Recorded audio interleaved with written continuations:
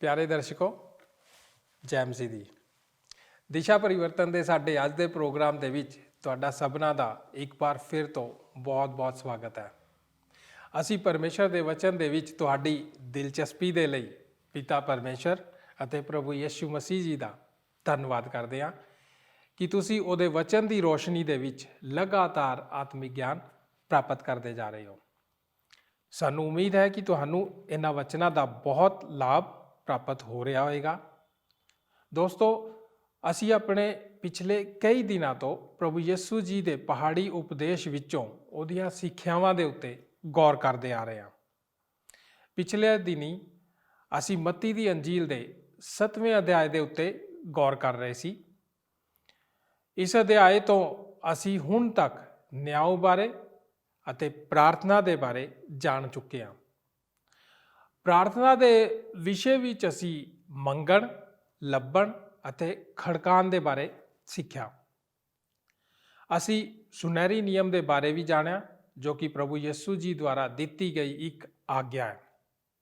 ਪ੍ਰਭੂ ਯਿਸੂ ਜੀ ਨੇ ਕਿਹਾ ਕਿ ਤੂੰ ਆਪਣੇ ਪੜੋਸੀ ਨੂੰ ਆਪਣੇ ਸਮਾਨ ਪ੍ਰੇਮ ਕਰ।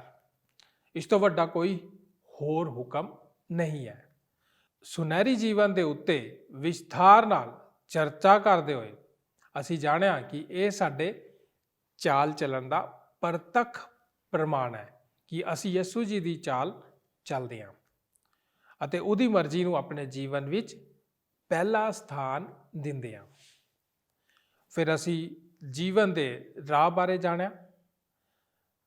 ਅਸੀਂ 2 ਦਰਵਾਜ਼ੇ, 2 ਰਾਜ, 2 ਭਵਿੱਖ ਅਤੇ 2 ਸਮੂਹਾਂ ਦੇ ਬਾਰੇ ਜਾਣਿਆ।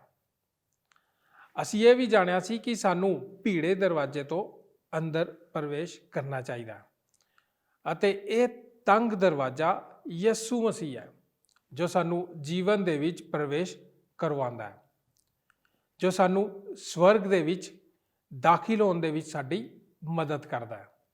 ਦੋਸਤੋ, ਸਾਡੇ ਅੱਜ ਦੇ ਪ੍ਰੋਗਰਾਮ ਦੇ ਵਿੱਚ ਅਸੀਂ ਇੱਕ ਹੋਰ ਨਵੇਂ ਵਿਸ਼ੇ ਦੇ ਉੱਤੇ ਆਪਣੇ ਅਧਿਐਨ ਨੂੰ ਸ਼ੁਰੂ ਕਰਨ ਜਾ ਰਹੇ ਹਾਂ। ਇਸ ਦੇ ਲਈ ਅਸੀਂ ਮੱਤੀ ਦੀ ਅੰਜੀਲ ਦੇ 7 ਅਧਿਆਏ ਦੀ 15 ਆਇਤ ਤੋਂ ਲੈ ਕੇ 20 ਆਇਤ ਤੱਕ ਦੇ ਵਚਨਾਂ ਉੱਤੇ ਗੌਰ ਕਰਾਂਗੇ। ਅਸੀਂ ਅੱਜ ਦੇ ਅਧਿਐਨ ਦੇ ਵਿੱਚ ਅਮਲੀ ਜਾਂਚ ਬਾਰੇ ਜਾਣਾਂਗੇ। ਅੱਜ ਜ਼ਿਆਦਾਤਰ ਲੋਕ ਇਹ ਸੋਚਦੇ ਹਨ ਅਤੇ ਉਹ ਪੂਰੇ ਭਰੋਸੇ ਵਿੱਚ ਹਨ ਕਿ ਉਹ ਆਪਣੀ ਯੋਗਤਾ ਦੇ ਨਾਲ ਸਵਰਗ ਦੇ ਵਿੱਚ ਜਾਣਗੇ, ਪਰ ਅਫਸੋਸ ਯਿਸੂ ਜੀ ਦੇ ਵਚਨ ਅਨੁਸਾਰ ਇੱਕ ਵੱਡੀ ਭੀੜ ਉੱਥੇ ਨਹੀਂ ਜਾ ਰਹੀ ਹੈ। ਬਹੁਤ ਸਾਰੇ ਲੋਕ ਧਰਮ ਦੀ ਗੱਲਬਾਤ ਕਰਦੇ ਹਨ, ਪਰ ਯਿਸੂ ਦੀਆਂ ਉਹਨਾਂ ਦੀਆਂ ਗੱਲਾਂ ਨੂੰ ਆਪਣੇ ਜੀਵਨ ਦੇ ਵਿੱਚ ਲਾਗੂ ਨਹੀਂ ਕਰਦੇ।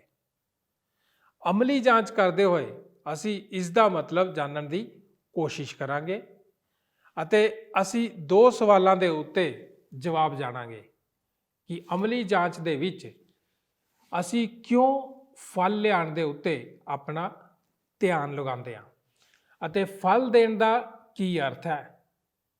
ਅਸੀਂ ਉਮੀਦ ਕਰਦੇ ਹਾਂ ਕਿ ਤੁਸੀਂ ਸਾਡੇ ਨਾਲ ਅੱਜ ਦੇ ਇਸ ਅਧਿਐਨ ਤੋਂ ਜ਼ਰੂਰ ਆਸ਼ੀਸ਼ ਪਾਓਗੇ।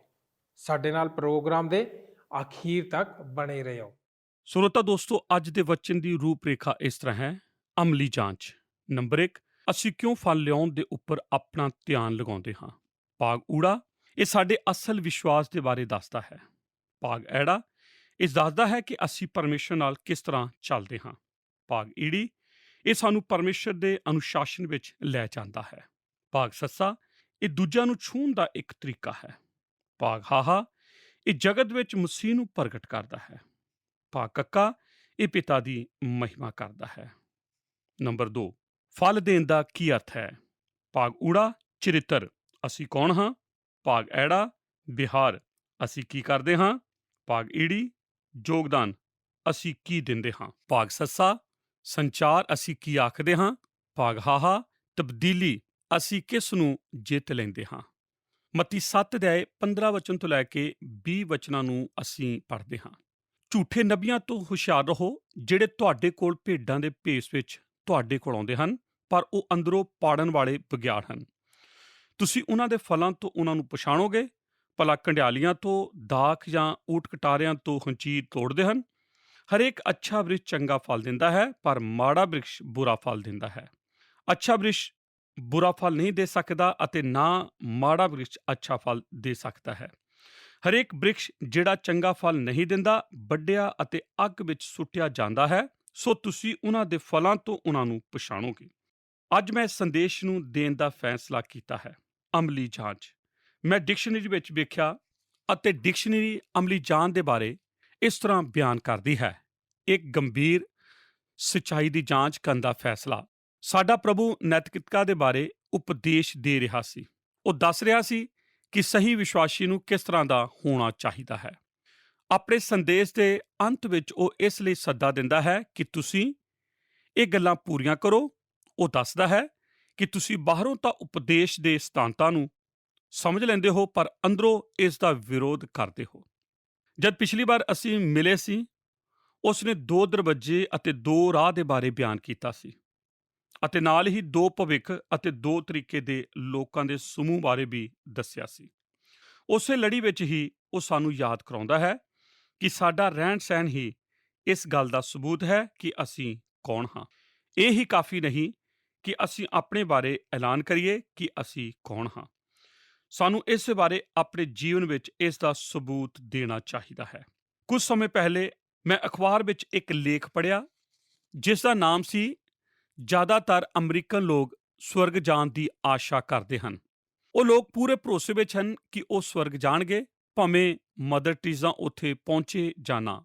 ਅੱਜ ਜ਼ਿਆਦਾਤਰ ਲੋਕ ਇਹ ਹੀ ਭਰੋਸਾ ਕਰ ਰਹੇ ਹਨ ਕਿ ਅਸੀਂ ਆਪਣੀ ਯੋਗਤਾ ਨਾਲ ਸਵਰਗ ਜਾ ਸਕਦੇ ਹਾਂ। ਕੀ ਯਿਸੂ ਇਸ ਦੇ ਬਾਰੇ ਗੱਲਬਾਤ ਨਹੀਂ ਕਰ ਰਿਹਾ? ਇੱਕ ਵੱਡੀ ਭੀੜ ਜੋ ਸਵਰਗ ਦੀ ਗੱਲਬਾਤ ਕਰ ਰਹੀ ਹੈ, ਉੱਥੇ ਨਹੀਂ ਜਾ ਰਹੀ ਹੈ। ਬਹੁਤ ਸਾਰੇ ਲੋਕ ਧਰਮ ਦੇ ਬਾਰੇ ਗੱਲਬਾਤ ਕਰ ਰਹੇ ਹਨ, ਪਰ ਆਪਣੇ ਜੀਵਨ ਵਿੱਚ ਉਹਨਾਂ ਗੱਲਾਂ ਨੂੰ ਪ੍ਰਗਟ ਨਹੀਂ ਕਰਦੇ।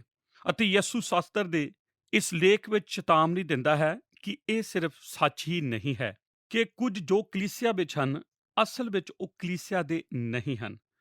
ਉਹ ਚੇਤਾਵਨੀ ਦਿੰਦਾ ਹੈ ਕਿ ਇਹ ਸੰਭਵ ਹੈ ਕਿ ਉਹ ਕਲੀਸਿਆ ਵਿੱਚ ਆ ਸਕਦੇ ਹਨ ਅਤੇ ਆਪਣੇ ਪ੍ਰਭਾਵ ਵੀ ਪਾ ਸਕਦੇ ਹਨ, ਪਰ ਉਹ ਅਸਲੀ ਨਹੀਂ ਹੈ। ਮਰਕਸ 13 ਅਧਿਆਏ 22 ਵਚਨ ਵਿੱਚ ਇਸ ਤਰ੍ਹਾਂ ਲਿਖਿਆ ਹੈ। ਪ੍ਰਭੂ ਸਮੇਂ ਦੇ ਅੰਤ ਦੇ ਬਾਰੇ ਗੱਲਬਾਤ ਕਰਦਾ ਹੈ। ਉਹ ਦੱਸਦਾ ਹੈ, ਅੰਤ ਸਮੇਂ ਵਿੱਚ ਝੂਠੇ ਮਸੀਹ ਅਤੇ ਝੂਠੇ ਨਬੀ ਉੱਠ ਖੜੇ ਹੋਣਗੇ ਅਤੇ ਚਿੰਨ੍ਹ ਅਤੇ ਚਮਤਕਾਰ ਵਿਖਾਉਣਗੇ ਤਾਂ ਕਿ ਚੁਣੇ ਹੋਏ ਵੀ ਭਰਮ ਵਿੱਚ ਪੈ ਜਾਣ। ਯਿਸੂ ਦੱਸਦਾ ਹੈ, ਜਿਸ ਤਰ੍ਹਾਂ ਹੀ ਅੰਤ ਵੇਲੇ ਦੇ ਅਸੀਂ ਨੇੜੇ ਪਹੁੰਚਾਂਗੇ, ਕੁਝ ਲੋਕ ਕਲੀਸਿਆ ਵਿੱਚ ਆ ਵੜਨਗੇ ਅਤੇ ਉਹ ਇੰਨੇ ਸ਼ਕਤੀਸ਼ਾਲੀ ਹੋਣਗੇ, ਜੇ ਪਰਮੇਸ਼ਰ ਨੇ ਕੁਝ ਲੋਕਾਂ ਤੇ ਆਪਣੀ ਮੋਹਰ ਨਾ ਲਗਾਈ ਹੁੰਦੀ ਤਾਂ ਉਹ ਵੀ ਧੋਖਾ ਖਾ ਜਾਂਦੇ। ਅੱਜ ਪਰਮੇਸ਼ਰ ਦੇ ਦੁਸ਼ਮਣਾਂ ਨੂੰ ਅਸੀਂ ਭੇੜੀਏ ਆਖਦੇ ਹਾਂ। ਇਸ ਤਰ੍ਹਾਂ ਹੀ ਮਸੀਹ ਦੇ ਸਮੇਂ ਵਿੱਚ ਵੀ ਆਖਿਆ ਜਾਂਦਾ ਸੀ। ਤੁਹਾਨੂੰ ਸਮਝਣਾ ਚਾਹੀਦਾ ਹੈ ਕਿ ਉਹ ਭੇਡਾਂ ਚਰਾਉਣ ਦੇ ਸਮੇਂ ਸੀ। ਉਸ ਸਮੇਂ ਵਿੱਚ ਲੋਕਾਂ ਨੂੰ ਖਤਰਾ ਹੁੰਦਾ ਸੀ ਕਿ ਕਿਤੇ ਭੇੜੀਏ ਆ ਕੇ ਉਹਨਾਂ ਦੀਆਂ ਭੇਡਾਂ ਨੂੰ ਜ਼ਖਮੀ ਨਾ ਕਰ ਦੇਣ, ਅਤੇ ਇਸ ਲਈ ਉਹਨਾਂ ਨੂੰ ਸਾਵਧਾਨੀ ਵਰਤਣ ਦੀ ਜ਼ਰੂਰਤ ਹੁੰਦੀ ਸੀ। ਇਸੇ ਹੀ ਤਸਵੀਰ ਨੂੰ ਆਪਣੇ ਮਨ ਵਿੱਚ ਰੱਖਦੇ ਹੋਏ ਯਿਸੂ ਬੋਲ ਰਿਹਾ ਸੀ। ਇਸੇ ਹੀ ਤਸਵੀਰ ਨੂੰ ਲੈ ਕੇ ਪੌਲੁਸ ਨੇ ਵੀ ਇਹ ਚੇਤਾਵਨੀ ਦਿੱਤੀ, ਮੈਂ ਜਾਣਦਾ ਹਾਂ ਮੇਰੇ ਜਾਣ ਤੋਂ ਬਾਅਦ ਖੂੰਖਾਰ ਭੇੜੀਏ ਤੁਹਾਡੇ ਵਿੱਚ ਆ ਜਾਣਗੇ ਜੋ ਭੇਡਾਂ ਨੂੰ ਨਾ ਛੱਡਣਗੇ। ਤੁਹਾਡੇ ਵਿੱਚੋਂ ਕੁਝ ਕੁ ਲੋਕ ਉੱਠ ਖੜੇ ਹੋਣਗੇ ਜੋ ਬੇਪਰਤੀਤੀ ਗੱਲਾਂ ਦੱਸਣਗੇ ਤਾਂ ਕਿ ਚੇਲੇ ਵੀ ਉਹਨਾਂ ਮਗਰ ਲੱਗ ਜਾਣ। ਯਿਸੂ ਸਿਰਫ ਭੇੜੀਏ ਵਾਸਤੇ ਹੀ ਚੇਤਾਵਨੀ ਨਹੀਂ ਦੇ ਰਿਹਾ, ਉਹ ਤਾਂ ਉਹਨਾਂ ਭੇੜੀਆਂ ਲਈ ਵੀ ਚੇਤਾਵਨੀ ਦੇ ਰਿਹਾ ਹੈ ਜੋ ਭੇਡਾਂ ਦੇ ਰੂਪ ਵਿੱਚ ਆਉਂਦੇ ਹਨ। ਦੂਜੇ ਸ਼ਬਦਾਂ ਵਿੱਚ ਉਹ ਕਲੀਸਿਆ ਨੂੰ ਝੂਠੇ ਸਿਕਸ਼ਕਾਂ ਤੋਂ ਸਾਵਧਾਨ ਕਰਨਾ ਚਾਹੁੰਦਾ ਹੈ। ਪਾਸਟਰ ਜਰਮੀਆ, ਤੁਹਾਡੇ ਕਹਿਣ ਦਾ ਅਰਥ ਇਹ ਹੈ, ਤੁਹਾਡਾ ਮਤਲਬ ਇਹ ਤਾਂ ਨਹੀਂ ਕਿ ਕੁਝ ਚਰਚਾਂ ਵਿੱਚ ਅੱਜ ਵੀ ਇਸ ਤਰ੍ਹਾਂ ਦੇ ਸਿਕਸ਼ਕ ਹਨ। ਤੁਹਾਡਾ ਮਤਲਬ ਤਾਂ ਇਹ ਨਹੀਂ ਕਿ ਕੁਝ ਚਰਚ ਹਨ ਜਿੱਥੇ ਪਾਸਟਰ ਖੜੇ ਹੋ ਕੇ ਉਹ ਸਿੱਖਿਆ ਦਿੰਦੇ ਹਨ ਜੋ ਪਰਮੇਸ਼ਰ ਦੇ ਵਚਨ ਅਨੁਸਾਰ ਨਹੀਂ ਹੁੰਦੀ। ਆਓ ਮੈਂ ਤੁਹਾਨੂੰ ਇਸ ਗੱਲ ਦੇ ਕਾਰਨ ਦੇ ਬਾਰੇ ਦੱਸਾਂ ਅਤੇ ਆਖਦਾ ਹਾਂ, ਤੁਸੀਂ ਧਿਆਨ ਨਾਲ ਦੂਸਰੇ ਕਰੰਥੀਆਂ 11 ਅਧਿਆਏ 14 ਤੋਂ ਲੈ ਕੇ 15 ਵੱਲ ਚੱਲੋ ਔਰ ਪੜ੍ਹੋ। ਅਤੇ ਇਹ ਅਚਰਜ ਦੀ ਗੱਲ ਨਹੀਂ, ਕਿਉਂ ਜੋ ਸ਼ੈਤਾਨ ਵੀ ਆਪਣੇ ਰੂਪ ਨੂੰ ਚਾਨਣ ਦੇ ਦੂਤ ਦੇ ਰੂਪ ਵਿੱਚ ਵਟਾਉਂਦਾ ਹੈ। ਇਸ ਲਈ ਜੋ ਉਹਦੇ ਸੇਵਕ ਆਪਣੇ ਰੂਪ ਨੂੰ ਧਰਮ ਦੇ ਸੇਵਕਾਂ ਦੇ ਰੂਪ ਵਿੱਚ ਵਟਾਉਂਦੇ ਹਨ, ਤਾਂ ਕੋਈ ਵੱਡੀ ਗੱਲ ਨਹੀਂ, ਪਰ ਉਹਨਾਂ ਦਾ ਅੰਤ ਉਹਨਾਂ ਦੀਆਂ ਕਰਨੀਆਂ ਦੇ ਅਨੁਸਾਰ ਹੋਵੇਗਾ। ਦੂਸਰੇ ਸ਼ਬਦਾਂ ਵਿੱਚ ਪੌਲੁਸ ਆਖਦਾ ਹੈ, ਜੇ ਸ਼ੈਤਾਨ ਆਪਣੇ ਆਪ ਨੂੰ ਦੂਤ ਦੇ ਰੂਪ ਵਿੱਚ ਵਟਾ ਲੈਂਦਾ ਹੈ ਤਾਂ ਇਸ ਗੱਲ ਵਾਸਤੇ ਪਰੇਸ਼ਾਨ ਨਾ ਹੋਵੋ। ਜਦ ਤੁਸੀਂ ਵੇਖਦੇ ਹੋ ਕਿ ਉਸ ਦੇ ਸੇਵਕ ਹੀ ਇਸੇ ਤਰ੍ਹਾਂ ਹੀ ਕਰ ਰਹੇ ਹਨ। ਮੈਂ ਅੱਜ ਕਿਸੇ ਖਾਸ ਵਿਅਕਤੀ ਦੇ ਬਾਰੇ ਗੱਲ ਨਹੀਂ ਕਰ ਰਿਹਾ। ਮੈਂ ਤਾਂ ਬਸ ਕਹਿ ਰਿਹਾ ਹਾਂ ਕਿ ਅੱਜ ਸੰਸਾਰ ਵਿੱਚ ਮੰਚ ਤੇ ਖੜੇ ਹੋ ਕੇ ਸ਼ੈਤਾਨ ਦਾ ਹੀ ਕੰਮ ਕਰ ਰਹੇ ਹਨ, ਨਾ ਕਿ ਪਰਮੇਸ਼ਰ ਦਾ ਕੰਮ। ਯਿਸੂ ਆਪਣੇ ਇਸ ਲੇਖ ਵਿੱਚ ਸਾਨੂੰ ਉਹਨਾਂ ਦੇ ਪ੍ਰਤੀ ਸਾਵਧਾਨ ਰਹਿਣ ਦੀ ਚੇਤਾਵਨੀ ਦੇ ਰਿਹਾ ਹੈ। ਉਹ ਆਖਦਾ ਹੈ, ਇਹਨਾਂ ਝੂਠੇ ਨਬੀਆਂ ਤੋਂ ਸਾਵਧਾਨ ਰਹੋ ਜੋ ਕਲੀਸਿਆ ਵਿੱਚ ਵੜ ਚੁੱਕੇ ਹਨ।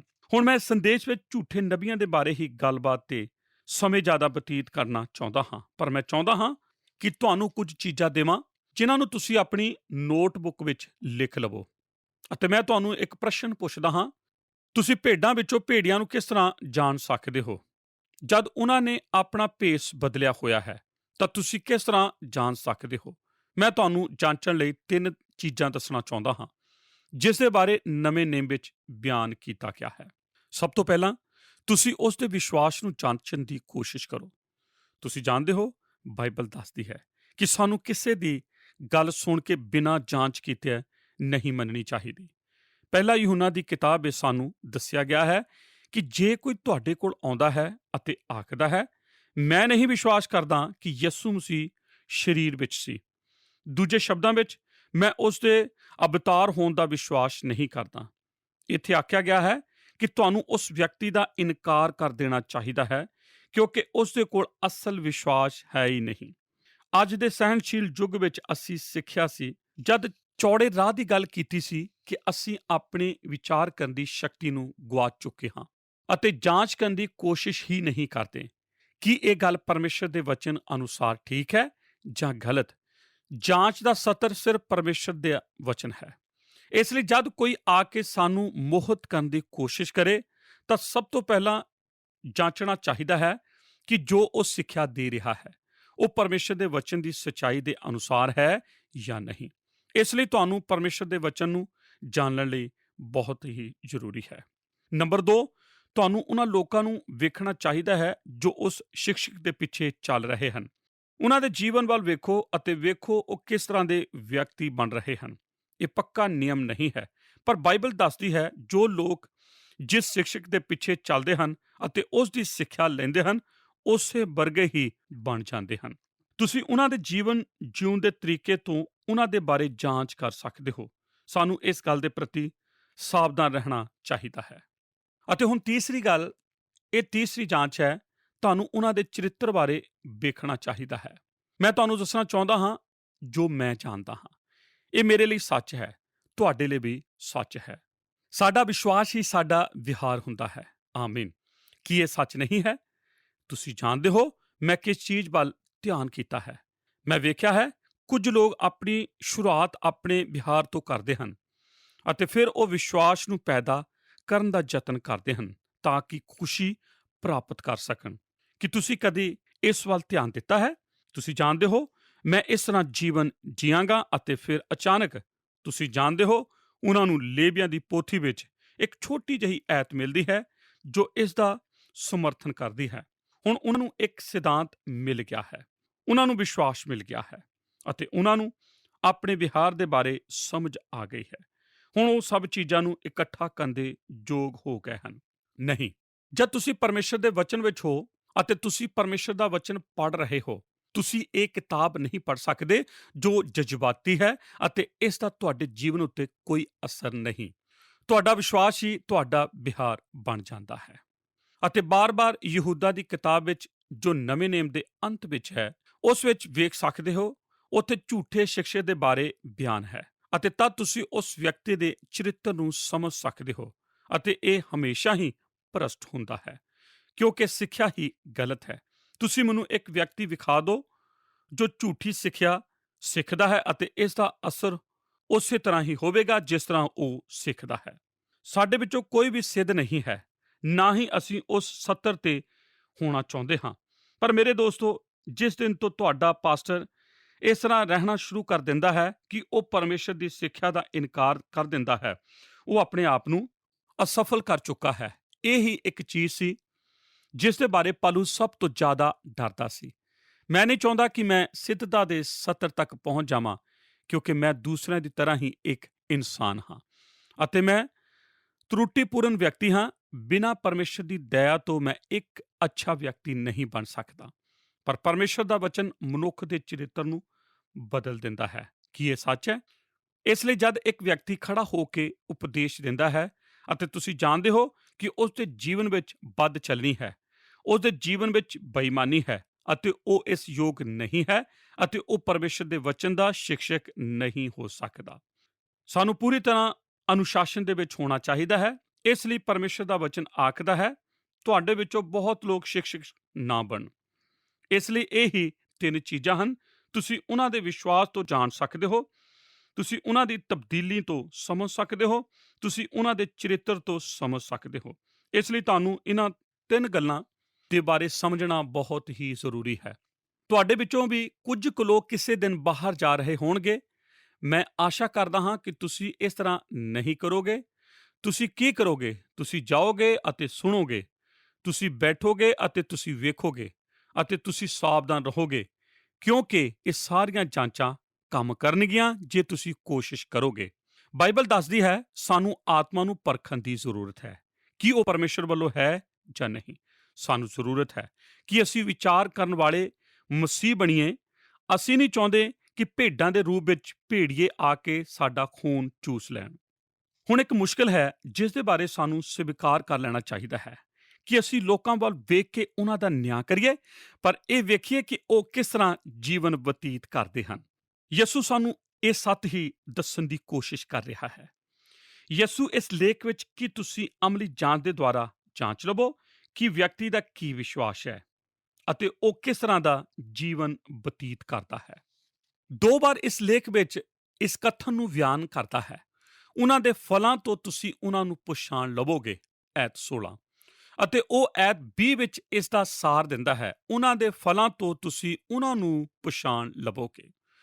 ਹੁਣ ਯਿਸੂ ਇਹਨਾਂ 2 ਕਥਨਾਂ ਦੇ ਵਿਚਕਾਰ ਕੁਝ ਵਿਆਖਿਆ ਕਰਦਾ ਹੈ ਜੋ ਉਸ ਸਮੇਂ ਦੀ ਖੇਤੀਬਾੜੀ ਦੇ ਅਨੁਸਾਰ ਹੈ। ਉਹ ਆਖਦਾ ਹੈ, ਤੁਸੀਂ ਕੰਡਿਆਲੀਆਂ ਤੋਂ ਦਾਖ ਨਹੀਂ ਲੈ ਸਕਦੇ ਅਤੇ ਨਾ ਊਠ ਕਟਾਰਿਆਂ ਤੋਂ ਅੰਜੀਰ ਲੈ ਸਕਦੇ ਹੋ। ਇਸ ਗੱਲ ਦਾ ਕੋਈ ਅਰਥ ਨਹੀਂ ਕਿ ਤੁਸੀਂ ਕੀ ਲੈਣਾ ਚਾਹੁੰਦੇ ਹੋ। ਬਾਹਰੀ ਤੌਰ ਤੇ ਸੱਚ ਔਰ ਝੂਠ ਇੱਕੋ ਜਿਹੇ ਨਜ਼ਰ ਆ ਸਕਦੇ ਹਨ। ਝੂਠੇ ਨਬੀ ਸਹੀ ਕੱਪੜੇ ਪਾ ਸਕਦੇ ਹਨ, ਉਹ ਸਹੀ ਭਾਸ਼ਾ ਦਾ ਇਸਤੇਮਾਲ ਕਰ ਸਕਦੇ ਹਨ, ਪਰ ਤੁਸੀਂ ਉਹਨਾਂ ਦੇ ਜੀਵਨ ਤੋਂ ਅਮਲੀ ਜਾਂਚ ਦੇ ਦੁਆਰਾ ਉਹਨਾਂ ਨੂੰ ਪਛਾਣ ਸਕਦੇ ਹੋ।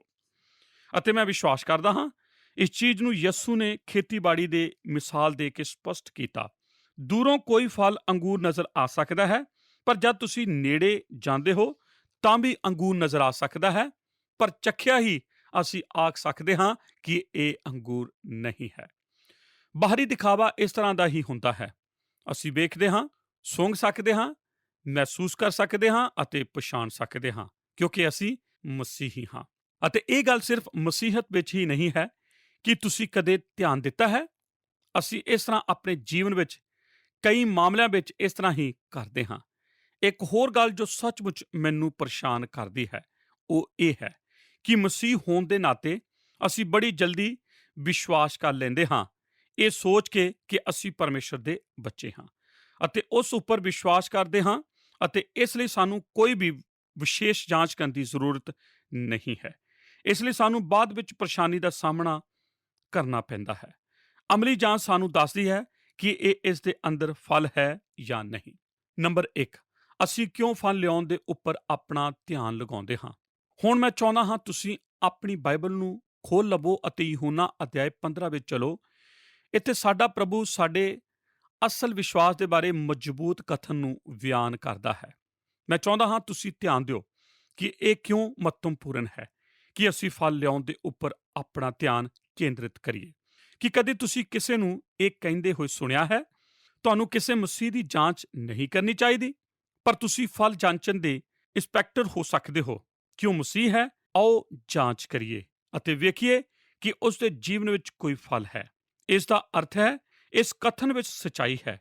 ਯਿਸੂ ਨੇ ਕੀ ਆਖਿਆ? ਤੁਸੀਂ ਉਹਨਾਂ ਨੂੰ ਜਾਣ ਲਵੋਗੇ। ਕਿਸ ਤਰ੍ਹਾਂ? ਤੁਸੀਂ ਇਹ ਸਭ ਕੁਝ ਕਿਸ ਤਰ੍ਹਾਂ ਕਰੋਗੇ? ਉਹਨਾਂ ਦੇ ਫਲਾਂ ਨੂੰ ਵੇਖ ਕੇ। ਜੇ ਜੜ ਹੈ ਤਾਂ ਫਲ ਹੈ, ਜੇ ਸਚਾਈ ਹੈ ਤਾਂ ਇਸ ਦਾ ਸਬੂਤ ਵੀ ਹੋਣਾ ਚਾਹੀਦਾ ਹੈ। ਇਸ ਤਰ੍ਹਾਂ ਫਲ ਲਿਆਉਣਾ ਜਾਂ ਫਲਦਾਇਕ ਹੋਣਾ ਵੀ ਮਸੀਹਤ ਹੈ, ਅਤੇ ਇਹ ਪਰਮੇਸ਼ਰ ਲਈ ਮਹੱਤਵਪੂਰਨ ਹੈ, ਅਤੇ ਇਹ ਯਿਸੂ ਮਸੀਹ ਲਈ ਮਹੱਤਵਪੂਰਨ ਹੈ। ਆਓ ਮੈਂ ਤੁਹਾਨੂੰ ਜਲਦੀ ਹੀ ਇਸ ਨੂੰ ਦੱਸਾਂ, ਕਿਉਂਕਿ ਮਸੀਹ ਨੂੰ ਫਲ ਲਿਆਉਣ ਵਾਲਾ ਹੋਣਾ ਚਾਹੀਦਾ ਹੈ। ਉਹ ਹੈ ਆਪਣੇ ਵਿਸ਼ਵਾਸ ਨੂੰ ਪ੍ਰਗਟ ਕਰਨਾ। ਇਹ ਕਿਉਂ ਇਹ ਮਹੱਤਵਪੂਰਨ ਹੈ? ਭਾਗ ਊੜਾ, ਇਹ ਸਾਡੇ ਅਸਲ ਵਿਸ਼ਵਾਸ ਦੇ ਬਾਰੇ ਦੱਸਦਾ ਹੈ। ਨੰਬਰ 1, ਇਹ ਸਾਡੇ ਅਸਲ ਵਿਸ਼ਵਾਸ ਦਾ ਚਿੰਨ੍ਹ ਹੈ। ਮੈਂ ਚਾਹੁੰਦਾ ਹਾਂ ਕਿ ਤੁਸੀਂ ਆਪਣੀ ਬਾਈਬਲ ਵਿੱਚ ਯਹੂਨਾ 15 ਵਿੱਚ ਵੇਖੋ, ਮੈਂ ਸੱਚੀ ਅੰਗੂਰ ਦੀ ਵੇਲ ਹਾਂ ਅਤੇ ਮੇਰਾ ਪਿਤਾ ਬਾਗਬਾਨ ਹੈ। ਹਰੇਕ ਟਹਿਣੀ ਜਿਹੜੀ ਮੇਰੇ ਵਿੱਚ ਹੈ ਔਰ ਫਲ ਨਹੀਂ ਦਿੰਦੀ, ਉਸ ਨੂੰ ਲਾਹ ਸੁੱਟਦਾ ਹੈ, ਅਤੇ ਹਰੇਕ ਜੋ ਫਲ ਦਿੰਦੀ ਹੈ ਉਸ ਨੂੰ ਛਾਂਟਦਾ ਹੈ ਤਾਂ ਕਿ ਹੋਰ ਵੀ ਫਲ ਦੇਵੇ। ਤੁਸੀਂ ਤਾਂ ਉਸ ਵਚਨ ਕਰਕੇ ਜੋ ਮੈਂ ਤੁਹਾਨੂੰ ਕਿਹਾ ਸਾਫ਼ ਹੋ ਚੁੱਕੇ ਹੋ। ਤੁਸੀਂ ਮੇਰੇ ਵਿੱਚ ਰਹੋ ਅਤੇ ਮੈਂ ਤੁਹਾਡੇ ਵਿੱਚ। ਜਿਸ ਪ੍ਰਕਾਰ ਟਹਿਣੀ ਜੇ ਉਹ ਅੰਗੂਰ ਦੀ ਬੇਲ ਵਿੱਚ ਨਾ ਰਹੇ ਆਪਣੇ ਆਪ ਫਲ ਨਹੀਂ ਦੇ ਸਕਦੀ, ਇਸੇ ਪ੍ਰਕਾਰ ਤੁਸੀਂ ਵੀ ਜੇ ਮੇਰੇ ਵਿੱਚ ਨਾ ਰਹੋ ਫਲ ਨਹੀਂ ਦੇ ਸਕਦੇ। ਅੰਗੂਰ ਦੀ ਬੇਲ ਮੈਂ ਹਾਂ, ਤੁਸੀਂ ਟਹਿਣੀਆਂ ਹੋ। ਜੋ ਮੇਰੇ ਵਿੱਚ ਰਹਿੰਦਾ ਹੈ ਅਤੇ ਮੈਂ ਉਸ ਦੇ ਵਿੱਚ, ਸੋਈ ਬਹੁਤ ਫਲ ਦਿੰਦਾ ਹੈ, ਕਿਉਂ ਜੋ ਮੇਰੇ ਤੋਂ ਵੱਖਰੇ ਹੋ ਕੇ ਤੁਸੀਂ ਕੁਝ ਨਹੀਂ ਕਰ ਸਕਦੇ। ਯਿਸੂ ਆਖਦਾ ਹੈ, ਜੇ ਤੁਸੀਂ ਮਸੀਹ ਹੋ ਤਾਂ ਤੁਹਾਡੇ ਜੀਵਨ ਵਿੱਚ ਕੋਈ ਸਬੂਤ ਹੋਣਾ ਚਾਹੀਦਾ ਹੈ। ਤੁਸੀਂ ਆਖਦੇ ਹੋ, ਹਾਂ ਮੈਂ ਮਸੀਹੀ ਹਾਂ। ਮੈਂ ਕੁਝ ਸਾਲ ਪਹਿਲਾਂ ਬੇਦੀ ਦੇ ਅੱਗੇ ਆਪਣੇ ਘੁਟਨੇ ਟੇਕੇ ਸੀ। ਠੀਕ ਹੈ, ਅੱਛੀ ਗੱਲ ਹੈ, ਮੈਂ ਇਸ ਨੂੰ ਮੰਨ ਲੈਂਦਾ ਹਾਂ। ਪਰ ਕਿਸੇ ਨੇ ਆਖਿਆ ਕਿ ਇਹ ਤਾਂ ਇੱਕ ਵਾਰ ਹੋਇਆ। ਜੇ ਕਿਸੇ ਨੇ ਤੁਹਾਡੇ ਮਸੀਹ ਹੋਣ ਤੇ ਸ਼ੱਕ ਕੀਤਾ ਹੈ ਤਾਂ ਕਿ ਇਹ ਤੁਹਾਡੇ ਲਈ ਪੱਕਾ ਸਬੂਤ ਨਹੀਂ ਹੈ? ਇਹੀ ਤਾਂ ਮਾਮਲਾ ਹੈ। ਜੇ ਤੁਸੀਂ ਮਸੀਹ ਹੋ ਸਕਦੇ ਹੋ ਅਤੇ ਇਸ ਨੂੰ ਪ੍ਰਗਟ ਨਹੀਂ ਕਰਦੇ, ਤਦ ਮੈਂ ਇਸ ਮਸੀਹਤ ਦੇ ਬਾਰੇ ਕੁਝ ਨਹੀਂ ਕਹਿ ਸਕਦਾ, ਕਿਉਂਕਿ ਬਾਈਬਲ ਦੱਸਦੀ ਹੈ ਜਦ ਤੁਸੀਂ ਮਸੀਹ ਬਣਦੇ ਹੋ, ਪਵਿੱਤਰ ਆਤਮਾ ਤੁਹਾਡੇ ਅੰਦਰ ਰਹਿਣ ਲਈ ਆ ਜਾਂਦਾ ਹੈ, ਤੁਹਾਨੂੰ ਸਵਰਗੀ ਸੁਭਾਅ ਦਿੱਤਾ ਜਾਂਦਾ ਹੈ, ਅਤੇ ਇਹ ਹੋ ਹੀ ਨਹੀਂ ਸਕਦਾ ਕਿ ਇਹ ਤੁਹਾਡੇ ਜੀਵਨ ਤੋਂ ਕਿਸੇ ਵੀ ਰੂਪ ਨਾਲ ਪ੍ਰਗਟ ਨਾ ਹੋਵੇ। ਇਸੇ ਗੱਲ ਤੇ ਤਾਂ ਯਿਸੂ ਜ਼ੋਰ ਦੇ ਰਿਹਾ ਸੀ। ਫਲ ਦੇਣਾ ਹੀ ਤੁਹਾਡੇ ਅਸਲ ਵਿਸ਼ਵਾਸ ਦਾ ਚਿੰਨ੍ਹ ਹੈ। ਭਾਗ ਐੜਾ, ਇਹ ਦੱਸਦਾ ਹੈ ਕਿ ਅਸੀਂ ਪਰਮੇਸ਼ਰ ਨਾਲ ਕਿਸ ਤਰ੍ਹਾਂ ਚੱਲਦੇ ਹਾਂ। ਨੰਬਰ 2, ਧਿਆਨ ਦਿਓ, ਫਲ ਦੇਣਾ ਹੀ ਦੱਸਦਾ ਹੈ ਕਿ ਤੁਸੀਂ ਪਰਮੇਸ਼ਰ ਨਾਲ ਚੱਲ ਰਹੇ ਹੋ। ਤੁਸੀਂ ਆਖ ਸਕਦੇ ਹੋ, ਇਸ ਦਾ ਕੀ ਅਰਥ ਹੈ? ਠੀਕ ਹੈ, ਜੇ ਤੁਸੀਂ ਇਸ ਲੇਖ ਨੂੰ ਧਿਆਨ ਨਾਲ ਪੜ੍ਹਦੇ ਹੋ, ਸਮਝ ਜਾਓਗੇ ਕਿ ਫਲ ਦੇਣ ਦਾ ਕੀ ਸਤਰ ਹੁੰਦੇ ਹਨ। ਕੁਝ ਫਲ ਦੇਣਾ ਅਤੇ ਜ਼ਿਆਦਾ ਫਲ ਦੇਣਾ ਅਤੇ ਬਹੁਤ ਫਲ ਦੇਣਾ। ਫਲ ਦੇਣ ਵਿੱਚ ਹਰੇਕ ਮਸੀਹ ਅਲੱਗ ਹੁੰਦਾ ਹੈ, ਪਰ ਜਿੰਨਾ ਤੁਸੀਂ ਮਸੀਹ ਦੇ ਵਿੱਚ ਰਹਿੰਦੇ ਹੋ ਅਤੇ ਉਸ ਦੇ ਨਾਲ ਚੱਲਦੇ ਹੋ ਅਤੇ ਆਪਣੇ ਆਪ ਵਿੱਚ ਜ਼ਿਆਦਾ ਅਨੁਸ਼ਾਸਨ ਵਿੱਚ ਰਹਿੰਦੇ ਹੋ ਤਾਂ ਕਿ ਪ੍ਰਭੂ ਨੂੰ ਜਾਣ ਸਕੋ, ਤੁਸੀਂ ਓਨਾ ਹੀ ਜ਼ਿਆਦਾ ਫਲਦਾਇਕ ਬਣਦੇ ਜਾਂਦੇ ਹੋ। ਫਲਦਾਇਕ ਦਾ ਅਰਥ ਹੈ ਬਹੁਤ ਫਲ ਦੇਣਾ। ਦੂਸਰੇ ਸ਼ਬਦਾਂ ਵਿੱਚ, ਜੇ ਮੈਂ ਪਰਮੇਸ਼ਰ ਨੂੰ ਸਹਾਇਤਾ ਕਰਨ ਲਈ ਆਖਦਾ ਹਾਂ ਕਿ ਮੇਰੇ ਵਿਸ਼ਵਾਸ ਨੂੰ ਵਧਾ, ਜੇ ਮੈਂ ਪਰਮੇਸ਼ਰ ਦੇ ਵਚਨ ਵਿੱਚ ਹਾਂ ਅਤੇ ਵਧਣ ਲਈ ਅਨੁਸ਼ਾਸਨ ਵਿੱਚ ਰਹਿੰਦਾ ਹਾਂ, ਤਾਂ ਮੈਂ ਜ਼ਿਆਦਾ ਫਲਦਾਇਕ ਹੋ ਸਕਦਾ ਹਾਂ। ਇਸ ਲਈ ਜ਼ਿਆਦਾ ਫਲ ਲਿਆਉਣਾ ਹੀ ਪਰਮੇਸ਼ਰ ਦੇ ਨਾਲ ਚੱਲਣਾ ਹੈ। ਭਾਗ ਈੜੀ, ਇਹ ਸਾਨੂੰ ਪਰਮੇਸ਼ਰ ਦੇ ਅਨੁਸ਼ਾਸਨ ਵਿੱਚ ਲੈ ਜਾਂਦਾ ਹੈ। ਤੀਸਰੀ ਗੱਲ ਵੱਲ ਅਸੀਂ ਧਿਆਨ ਦੇਵਾਂਗੇ। ਫਲ ਲਿਆਉਣਾ ਹੀ ਪਰਮੇਸ਼ਰ ਦੇ ਅਨੁਸ਼ਾਸਨ ਦਾ ਮਕਸਦ ਹੈ। ਕਿ ਤੁਸੀਂ ਬਾਈਬਲ ਵਿੱਚ ਇਸ ਨੂੰ ਵੇਖਣਾ ਚਾਹੋਗੇ? ਹਰੇਕ ਟਹਿਣੀ ਜਿਹੜੀ ਮੇਰੇ ਵਿੱਚ ਹੈ ਅਤੇ ਉਹ ਫਲ ਦਿੰਦੀ ਹੈ, ਉਹ ਉਸ ਨੂੰ ਛਾਂਗਦਾ ਹੈ ਤਾਂ ਜੋ ਹੋਰ ਵੀ ਫਲ ਦੇਵੇ। ਕੀ ਤੁਸੀਂ ਜਾਣਦੇ ਹੋ ਇਸ ਦਾ ਕੀ ਅਰਥ ਹੈ? ਇਸ ਦਾ ਅਰਥ ਹੈ, ਜੇ ਤੁਸੀਂ ਆਪਣੇ ਜੀਵਨ ਨੂੰ ਛਾਂਗਣ ਜਾ ਰਹੇ ਹੋ, ਮੇਰਾ ਮਤਲਬ ਹੈ ਕੁਝ ਅਨੁਸ਼ਾਸਨ। ਇਹ ਤਾਂ ਇਸ ਲਈ ਕਿਉਂਕਿ ਮਸੀਹ ਦੀ ਤਰ੍ਹਾਂ ਤੁਸੀਂ ਫਲਦਾਇਕ ਹੋ ਜਾਓ ਅਤੇ ਪਰਮੇਸ਼ਰ ਚਾਹੁੰਦਾ ਹੈ ਕਿ ਤੁਸੀਂ ਬਹੁਤ ਫਲ ਲਿਆਓ। ਪਿਆਰੇ ਦਰਸ਼ਕੋ, ਅਸੀਂ ਤੁਹਾਡਾ ਸਾਰਿਆਂ ਦਾ ਦਿਲ ਤੋਂ ਧੰਨਵਾਦ ਕਰਦੇ ਹਾਂ ਕਿ ਤੁਸੀਂ ਸਾਡੇ ਨਾਲ ਸਾਡੇ ਅੱਜ ਦੇ ਪ੍ਰੋਗਰਾਮ ਦੇ ਵਿੱਚ ਅਖੀਰ ਤੱਕ ਬਣੇ ਰਹੇ। ਅਸੀਂ ਬਾਈਬਲ ਬਾਣੀ ਦੇ ਵਿੱਚੋਂ ਮੱਤੀ ਦੀ ਅੰਜੀਲ ਦੇ 7 ਅਧਿਆਇ ਦੀ 15 ਆਇਤ ਤੋਂ ਲੈ ਕੇ 20 ਆਇਤ ਤੱਕ ਦੇ ਵਚਨਾਂ ਉੱਤੇ ਗੌਰ ਕਰ ਰਹੇ ਸੀ। ਇਹਨਾਂ ਵਚਨਾਂ ਦੇ ਰਾਹੀਂ ਅਸੀਂ ਫਲ ਲਿਆਉਣ ਬਾਰੇ, ਅਮਲੀ ਜਾਂਚ ਬਾਰੇ ਗੱਲਬਾਤ ਕਰ ਰਹੇ ਸੀ। ਅਧਿਐਨ ਦੇ ਦੌਰਾਨ ਅਸੀਂ ਜਾਣਿਆ ਕਿ ਸਾਨੂੰ ਫਲ ਲਿਆਉਣ ਦੇ ਉੱਪਰ ਆਪਣਾ ਧਿਆਨ ਲਗਾਉਣਾ ਚਾਹੀਦਾ ਹੈ।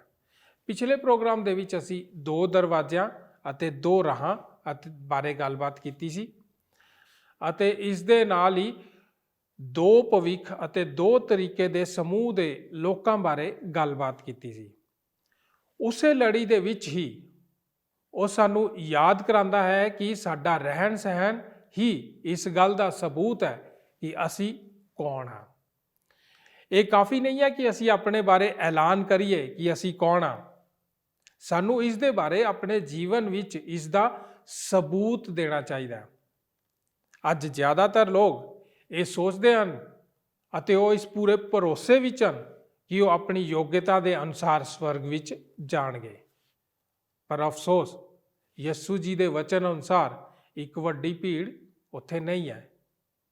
ਬਹੁਤ ਸਾਰੇ ਲੋਕ ਧਰਮ ਦੀ ਗੱਲਬਾਤ ਕਰਦੇ ਹਨ, ਪਰ ਯਿਸੂ ਦੀਆਂ ਗੱਲਾਂ ਉਹਨਾਂ ਦੇ ਜੀਵਨ ਦੇ ਵਿੱਚ ਨਹੀਂ ਹਨ ਅਤੇ ਉਹ ਉਹਨਾਂ ਨੂੰ ਲਾਗੂ ਨਹੀਂ ਕਰਦੇ। ਪ੍ਰਭੂ ਯਿਸੂ ਜੀ ਸਾਨੂੰ ਆਗਾਹ ਕਰਦੇ ਹਨ ਕਿ ਆਖਰੀ ਦਿਨਾਂ ਵਿੱਚ ਕੁਝ ਝੂਠੇ ਨਬੀ ਅਤੇ ਝੂਠੇ ਸਿੱਖਿਅਕ ਤੁਹਾਡੇ ਵਿੱਚ ਆ ਰਲਣਗੇ ਅਤੇ ਤੁਹਾਨੂੰ ਭਰਮਾਉਣਗੇ। ਪਰ ਤੁਹਾਨੂੰ ਅਜਿਹੇ ਲੋਕਾਂ ਤੋਂ ਉਹ ਸਾਵਧਾਨ ਕਰਨਾ ਚਾਹੁੰਦਾ ਹੈ। ਪਰ ਉਹਨਾਂ ਦਾ ਅੰਤ ਉਹਨਾਂ ਦੀਆਂ ਕਰਨੀਆਂ ਦੇ ਨਾਲ ਹੀ ਹੋਏਗਾ। ਅਸੀਂ ਸਿੱਖਿਆ ਕਿ ਅਸੀਂ ਭੇਡਾਂ ਦੇ ਵਿੱਚ ਲੁਕੇ ਹੋਏ ਭੇੜੀਆਂ ਨੂੰ ਕਿਵੇਂ ਜਾਣ ਸਕਦੇ ਹਾਂ, ਜਦਕਿ ਉਹਨਾਂ ਨੇ ਆਪਣਾ ਭੇਸ਼ ਬਦਲਿਆ ਹੋਇਆ। ਝੂਠੇ ਨਬੀਆਂ ਅਤੇ ਸਿੱਖਿਅਕਾਂ ਨੂੰ ਪਛਾਣਨ ਦੇ ਲਈ ਸਭ ਤੋਂ ਪਹਿਲਾਂ ਤੁਸੀਂ ਉਹਦੇ ਵਿਸ਼ਵਾਸ ਨੂੰ ਜਾਣਨ ਦੀ ਕੋਸ਼ਿਸ਼ ਕਰੋ, ਕਿਉਂਕਿ ਬਾਈਬਲ ਕਹਿੰਦੀ ਹੈ ਕਿ ਸਾਨੂੰ ਕਿਸੇ ਵੀ ਗੱਲ ਨੂੰ ਬਿਨਾਂ ਜਾਂਚ ਕੀਤੇ ਨਹੀਂ ਮੰਨਣਾ ਚਾਹੀਦਾ। ਦੋਸਤੋ, ਅੱਜ ਅਸੀਂ ਸਿੱਖਿਆ ਕਿ ਅਸੀਂ ਆਪਣੀ ਵਿਚਾਰ ਕਰਨ ਦੀ ਸ਼ਕਤੀ ਖੋ ਚੁੱਕੇ ਹਾਂ ਅਤੇ ਜਾਂਚ ਕਰਨ ਦੀ ਕੋਸ਼ਿਸ਼ ਹੀ ਨਹੀਂ ਕਰਦੇ। ਸਾਨੂੰ ਇਹ ਜਾਂਚਣਾ ਚਾਹੀਦਾ ਹੈ ਕਿ ਜੋ ਸਿੱਖਿਆ ਤੁਹਾਨੂੰ ਦਿੱਤੀ ਜਾ ਰਹੀ ਹੈ ਉਹ ਪਰਮੇਸ਼ਰ ਦੇ ਵਚਨ ਦੀ ਸੱਚਾਈ ਦੇ ਅਨੁਸਾਰ ਹੈ ਜਾਂ ਨਹੀਂ।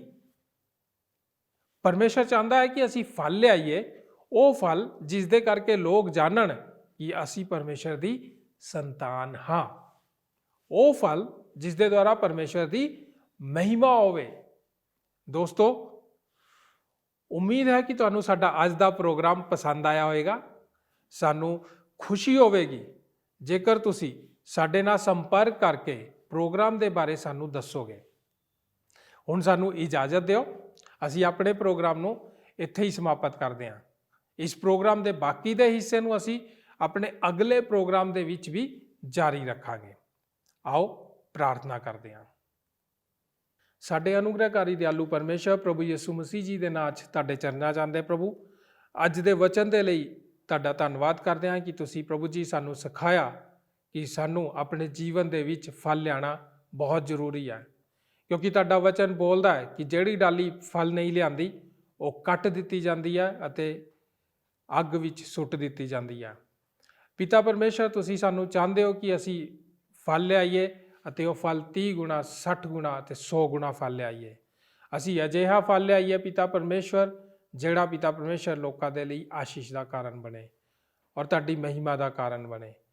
ਪ੍ਰਭੂ ਜੀ, ਜਦ ਅਸੀਂ ਤੁਹਾਡੇ ਵਚਨ ਨੂੰ ਸਿੱਖਦੇ ਜਾਂਦੇ ਹਾਂ, ਅਸੀਂ ਸਿੱਖਿਆ ਕਿ ਬਹੁਤ ਸਾਰੇ ਝੂਠੇ ਨਬੀ, ਝੂਠੇ ਸਿੱਖਿਅਕ ਪ੍ਰਭੂ ਜੀ ਸਾਨੂੰ ਗਲਤ ਦਿਸ਼ਾ ਵਿੱਚ ਲੈ ਜਾ ਸਕਦੇ ਹਨ।